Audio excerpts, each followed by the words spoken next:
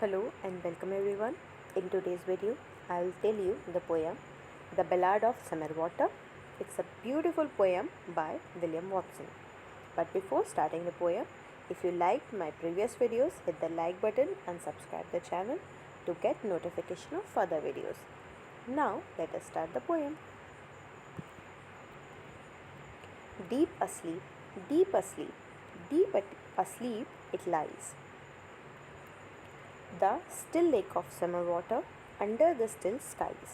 Poet is saying that रात के समय स्काई के नीचे समर वाटर जो कि एक लेक है उसका पानी ठहरा हुआ है, सो रहा है. And many a phantom, many a phantom, many a phantom below. In a king's tower and a queen's bower, the fish come and go. Phantom means very deep. बहुत नीचे उस पानी के बहुत नीचे एक किंग का टॉवर है और क्वीन का बोवर है. बोवर मीन्स गार्डन और tower is a high building जहाँ पर बहुत सारी फिश आती हैं और चली जाती हैं. From that summer water lake. Once there stood by the summer water a mickle town and tall. और एक समय उस समय वाटर के पास एक बहुत बड़ा और सुंदर टाउन था. King's tower and queen's bower and the wakeman on the wall. जहाँ किंग का टॉवर था, टॉल बिल्डिंग थी, and the queen's bower queen का गार्डन था, and a wakeman. Wakeman is watchman जो उसके गेट के बाहर खड़ा था. Came a beggar health and soul. एक कमज़ोर और भूखा बैगर आया. I faint for the lack of bread he said. उसने कहा कि मुझे खाना नहीं मिला है और इसीलिए मैं बहुत ज़्यादा कमज़ोर हो गया हूँ. The king's tower and queen's bower cast him forth unfed. और किंग के उस बिल्डिंग से या फिर क्वीन के गार्डन से कुछ भी उसको खाने के लिए नहीं मिला. अनफेड मीन्स बिना कुछ खाए. उन दोनों ने ही उसको बिना कुछ खाए लौटा दिया. Now let us see what happened. He knocked at the door of Alice Court. और उसने फिर उस सिटी से बाहर जाकर एक छोटे से cot, aller's cot is small cottage पे जाकर नॉक किया. The allers cot in the dale जो कि एक बड़ी सी वैली में था. Dale means valley. They gave him their oat cake. उन्होंने उसे खाने को ब्रेड दिया. And gave him for their L.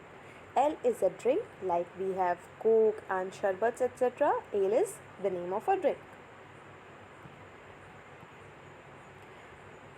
Then after eating, he cursed aloud the city's proud. उसने खाना खाने के बाद जब स्ट्रेंथ आई तो उसने उस सिटी को कर्स कर दिया. He cursed it on its pride. उसके उस प्राइड के लिए, घमंड के लिए, that they are rich, so a poor people should not be there with them.